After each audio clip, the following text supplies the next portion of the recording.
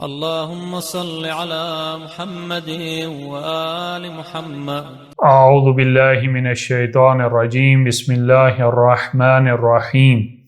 وصلی اللہ علی محمد واہل بیتہ الطیبین الطاہرین المعصومین. اللہم صل علی محمد وآل محمد. ہماری بات چل رہی تھی کہ ہم نے دین کے اوپر عمل کرنا ہے، دستور کے اوپر عمل کرنا ہے، آئین اسلامی کے اوپر عمل کرنا ہے. تو عمل کرنے سے پہلے ہمیں دستور اسلامی سیکھنا پڑے گا. تو ہم نے یہ سوال ریز کیا تھا، سوال اٹھایا تھا کہ ہم احکام الہیہ کو کہاں سے لیں. تو اس کے جواب میں ہم نے ذکر کیا تھا کہ ہمارے پاس 3 آپشن ہیں. پہلا آپشن یہ ہے کہ ہم خود درجہ اجتہاد تک فائز ہوں، اور پھر ہم نے اجتہاد کی ڈیفینیشن ذکر کی تھی، اور اس کے بعد ہم نے ذکر کیا تھا کہ ایک شخصیت کو درجہ اجتہاد تک پہنچنے کے لیے کم از کم کتنے علوم میں ماہر ہونا ضروری ہے. اور دوسرا آپشن جس کے بارے میں آج ہم بات کریں گے کہ انسان احتیاط کے اوپر عمل کرے. احتیاط کے کیا میننگ ہیں؟ احتیاط کا کیا مطلب ہے؟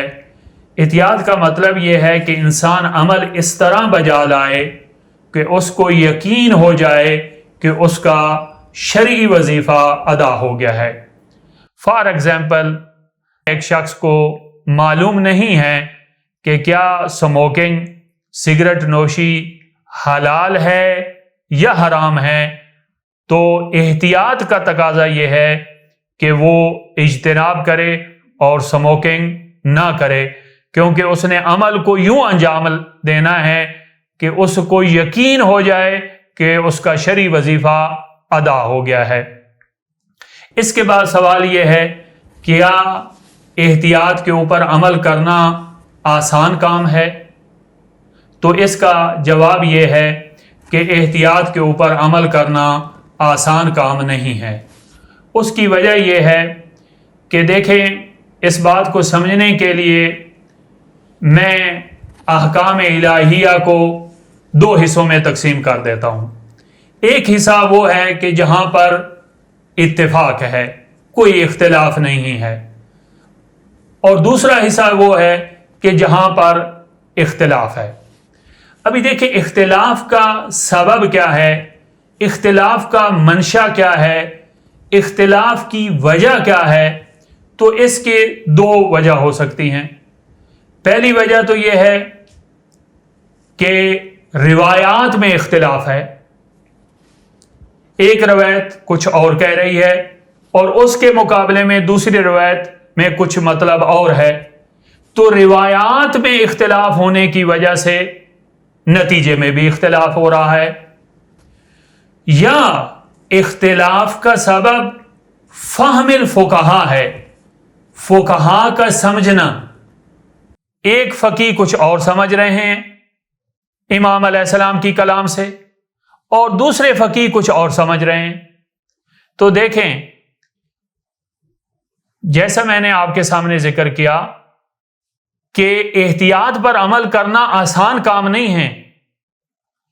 ٹھیک ہے، جہاں پر اتفاق ہے اور کوئی اختلاف نہیں ہے وہاں پر تو احتیاط پہ عمل ہو جائے گا، کوئی مسئلہ نہیں ہے. لیکن جہاں پر اختلاف ہوا، چاہے اختلاف کا سبب روایات کا اختلاف ہے اور چاہے روایات کا سبب فہم الفقہا ہے، اس صورت میں آپ کیسے عمل کریں گے احتیاط کے اوپر؟ تو اگر اختلاف کا سبب روایات کی وجہ سے ہے تو آپ کو اس حد تک پہنچنا چاہیے علم میں، فقہ میں، کہ آپ ان روایات کو جمع کر کے ایک نتیجہ نکال پائیں. اور یہ وہ شخصیت ہی نتیجہ نکال سکتی ہے جو درجہ اجتہاد تک پہنچی ہوئی ہو یا درجہ اجتہاد کے قریب ہو. لہذا جہاں پر بھی اختلاف ہوا اور اختلاف کا سبب روایات اہل بیت ہوئیں تو وہاں پر ان روایات کو جمع بندی کر کے نتیجہ کیسے نکالنا ہے، اس کے لیے یا انسان فقیہ ہو، درجہ اجتہاد تک پہنچا ہو، یا درجہ اجتہاد کے قریب ہی ہو، تب بھی وہ احتیاط پر عمل کر پائے گا۔ اور اگر اختلاف کا سبب دیکھیں، فقہا کا فہم ہے، فقہا کا سمجھنا ہے، ایک فقی کچھ اور سمجھ رہے ہیں، دوسرے فقی کچھ اور سمجھ رہے ہیں، تو اس صورت میں کیا ہوگا؟ اس صورت میں آپ کو اطلاع ہونی چاہیے کہ کہاں کہاں پہ فقہا کا اختلاف ہے، تاکہ آپ احتیاط پر عمل کر سکیں، اور اس صورت میں آپ نے پھر اعلم کی رائے کے مطابق اور فتوے کے مطابق آپ کو عمل کرنا پڑے گا۔ تو دیکھیں، احتیاط پر وہی شخصیت عمل کر پائے گی کہ جس کو سب سے پہلے یہ علم ہو کہ فقہ میں کہاں کہاں پہ اختلاف ہے، اور پھر اسے یہ بھی معلوم ہو کہ اس اختلاف کا بیک گراؤنڈ کیا ہے، کیا اس اختلاف کا سبب روایات میں اختلاف ہے یا فہم الفقہا میں اختلاف ہے۔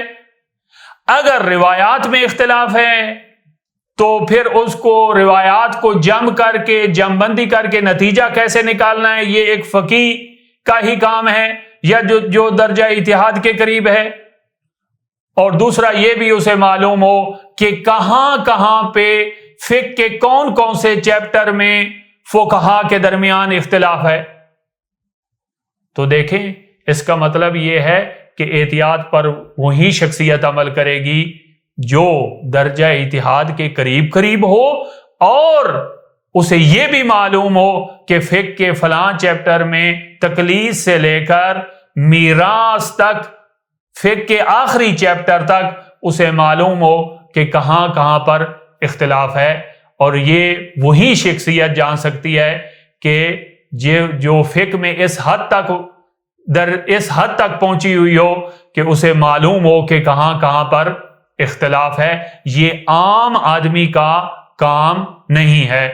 تو لہذا دوسرا آپشن ہمارے پاس ہے احتیاط کا، لیکن احتیاط پر عمل کرنا اتنا آسان کام نہیں ہے۔ اس کے بعد ہمارے پاس تیسرا آپشن تقلید کا ہے کہ نہ ہم درجہ اجتہاد تک فیض ہیں اور نہ ہی ہم احتیاط کے اوپر عمل کر سکتے ہیں، تو تیسرا آپشن ہمارے پاس تقلید کا ہے۔ دیکھیں، تقلید کی ڈیفینیشن کیا ہے۔ تقلید کی ڈیفینیشن المرجع الاعلی آیت اللہ العظمی آقا سستانی حافظہ اللہ نے ایک جملے میں بیان کی ہے۔ حقیقت تقلید کیا ہے کہ آپ کا عمل مطابق ہو جامع شرائط مجتہد کے فتوی کے مطابق، تو اس کو تقلید کہا جاتا ہے۔ یعنی عمل مطابق ہو جامع شرائط مجتہد کے فتوی کے، یہی تقلید ہے۔ اس سے زیادہ اور ہمیں کوئی چیز نہیں چاہیے۔ اس کو اگر مزید میں بیان کروں تو دیکھیں، ضروری نہیں ہے کہ جب میں عمل کرنے لگوں تو یہ کہوں کہ یہ عمل فلاں فقیہ کے فتویٰ کے مطابق انجام دے رہا ہوں۔ یہ نسبت دینے کی ضرورت نہیں ہے۔ اگر میرا عمل، میری نماز، میرا حج، میرا عمرہ، میرا روزہ جامع شرائط مجتہد کے فتویٰ کے مطابق ہے تو یہی تقلید ہے۔ عمل کے ٹائم جب میں عمل سر انجام دے رہا ہوں، جب میں کوئی عبادت سر انجام دے رہا ہوں، جب میں شرعی وظیفے کے اوپر عمل کر رہا ہوں، تو نسبت دینا ضروری نہیں ہے کہ ساتھ میں یہ بھی کہوں کہ یہ میں نماز پڑھ رہا ہوں فلاں فقیہ کے فتویٰ کے مطابق، یہ میں روزہ رکھ رہا ہوں یا حج کا احرام باندھ رہا ہوں فلاں فقیہ کے فتویٰ کے مطابق۔ یہ اس بات کا اظہار کرنا اور نسبت دینے کی ضرورت نہیں ہے، فقط اتنا ہی تقلید ہے۔ اور تقلید کی ڈیفینیشن یہی ہے کہ آپ کا عمل جامع شرائط مجتہد کے فتویٰ کے مطابق ہو، یہی تقلید ہے۔ اس کے بعد دوسرا سوال یہ ہے کہ تقلید کی باؤنڈری کیا ہے؟ کیا ہر چیز میں تقلید کریں گے ہم؟ کیا ہر دین کے ہر معاملات میں ہم تقلید کریں گے؟ تو اس کا جواب یہ ہے کہ نہیں. چند امور ایسے ہیں کہ جن میں تقلید نہیں ہوتی. ان میں سے 3 میں آپ کے سامنے ذکر کر رہا ہوں. سب سے پہلا امر کہ اصول دین میں، عقائد میں تقلید نہیں ہوتی. جو عقائدی مسائل ہیں، جو عقیدے کے ساتھ ریلیٹڈ ہیں، اصول دین کے ساتھ ریلیٹڈ ہیں، اس میں تقلید نہیں ہوتی. دیکھیں، ہم اللہ تعالیٰ کی ذات کو وحدہ لا شریک مانتے ہیں یا اعتقاد نبوت رکھتے ہیں کہ سید الرسل آخری نبی ہیں، امام علی امام ہیں، میرے پہلے امام ہیں، واجب الطاعہ ہیں، خلیفہ بلا فصل ہیں، امامت کا عقیدہ، نبوت کا عقیدہ، توحید کا عقیدہ، معاد کا عقیدہ، یہ سارے جو عقائد ہیں، کیا ہم اللہ تعالیٰ کی ذات کو وحدہ لا شریک مانتے ہیں اس وجہ سے کہ فلاں مرجع نے کہا ہے؟ نہیں. کیا ہم سید الرسل کو خاتم النبیین مانتے ہیں اس وجہ سے کہ فلاں مجتہد اور مرجع نے کہا ہے؟ نہیں. کیا ہم امام علی کو امام میں اول، واجب الطاعہ، خلیفہ بلا فصل مانتے ہیں اس وجہ سے کیونکہ فلاں مرجع نے کہا ہے؟ نہیں. بلکہ ہم نے اپنے ذہنی استعداد کے مطابق خود دلیل قائم کی ہے کہ اللہ تعالیٰ کی ذات وحدہ لا شریک ہے، اس کا کوئی شریک نہیں ہے، سید الرسل خاتم النبیین ہے، اور امام علی خلیفہ بلا فصل میرے امام ہیں، اور اسی طرح باقی ائمہ علیہ السلام بھی. اور اسی طرح ایک دن عدالت لگے گی، اور معاد کا جو عقیدہ ہے یہ بھی ہم اپنے ذہنی استعداد کے مطابق اس کے اوپر دلیل قائم کرتے ہیں، نہ کہ ہم ان میں تقلید کرتے ہیں. تو اصول دین میں تقلید نہیں ہوتی. دوسرا جو مورد ہے کہ جس میں تقلید نہیں ہوتی، ضروریات دین اور ضروریات مذہب. ضروریات دین سے مراد کہ ایسی چیز کہ جہاں پر تمام مسلمانوں کا اتفاق ہے. فرض کریں نماز کا وجوب ہے کہ نماز واجب ہے، تمام مسلمانوں کا اتفاق ہے. شراب پینا حرام ہے، تمام مسلمانوں کا اتفاق ہے. سلام کرنا مستحب ہے، تمام مسلمانوں کا اتفاق ہے. یا وہ چیزیں جن کے اوپر تمام مومنین کا اتفاق ہے.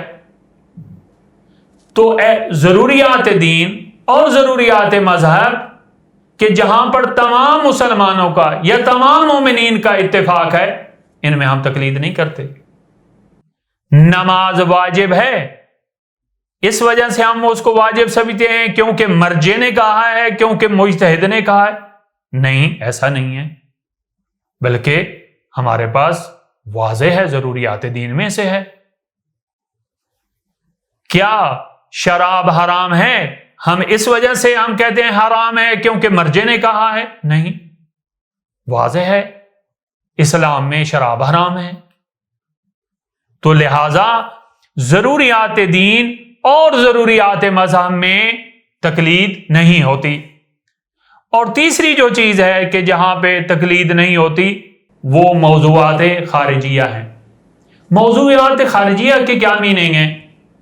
موضوعات خارجیہ کا کیا مطلب ہے؟ موضوعات خارجیہ کا مطلب یہ ہے کہ فار ایگزامپل اس لوکیشن کے اوپر ہاسپٹل بنانا چاہیے، یا یتیم خانہ بنانا چاہیے، یا کوئی اور آفس بنانا چاہیے. کیا ہم یہ جا کر مرجع سے پوچھیں گے کہ اس لوکیشن کے اوپر ہاسپٹل بنانا مناسب ہے، یا اس لوکیشن کے اوپر مسافر خانہ بنانا مناسب ہے، یا اس لوکیشن کے اوپر یتیم خانہ بنانا مناسب ہے؟ تو یہ ہم مرجع سے نہیں پوچھیں گے. یہ مرجع کی اسپیشلائزیشن نہیں ہے، بلکہ جو شخص مینجمنٹ میں یا انجینئرنگ میں یا باقی چیزوں میں جس کے ریلیٹڈ ہے یہ قضیہ، ہم اس سے جا کر پوچھیں گے کہ کیا اس لوکیشن کے اوپر ہاسپٹل بنانا سوٹ کرتا ہے، مناسب ہے، تو ہم بنائیں گے، مرجع سے ہم جا کر نہیں پوچھیں گے۔ اسی طرح کیا اس لوکیشن کے اوپر یتیم خانہ بنانا مناسب ہے اور کوئی آفس بنانا مناسب ہے یا مناسب نہیں ہے، جس کی اسپیشلائزیشن ہے اس کی طرف ہم رجوع کریں گے۔ تو لہذا ہم نے آپ کے سامنے ذکر کیا کہ 3 مورد ایسے ہیں کہ جن میں ہم تقلید نہیں کرتے، نہ عقائد میں، اصول دین میں تقلید ہے، اور نہ ہی ضروریات دین اور مذہب میں تقلید ہے، اور نہ ہی موضوعات خارجیہ میں تقلید ہے۔ تو آج ہم نے آپ کے سامنے ذکر کیا کہ احتیاط کی کیا ڈیفینیشن کیا ہے، اور کیا احتیاط کے اوپر عمل کرنا آسان ہے، جیسا کہ میں نے ذکر کیا ہرگز آسان نہیں ہے۔ پھر اس کے بعد ہم نے تقلید کی ڈیفینیشن آپ کے سامنے کی، اور پھر ہم نے آخر میں ذکر کیا کہ کیا ہر چیز میں تقلید ہے، تو ہم نے ذکر کیا کہ نہیں، ہر چیز میں تقلید نہیں ہے، تقلید کی ایک باؤنڈری ہے، تقلید ایک خاص احکام میں ہے، اصول دین میں اور ضروریات دین اور مذہب میں اور موضوعات خارجیہ میں تقلید نہیں ہوتی۔ انشاءاللہ نیکسٹ جو درس ہوگا اس میں ہم ذکر کریں گے کہ کیا تقلید فقہ امامی کی ایجاد ہے یا تقلید ہم تمام امور میں کرتے ہیں۔ والحمدللہ رب العالمین۔ اللہم صلی علی محمد و آل محمد۔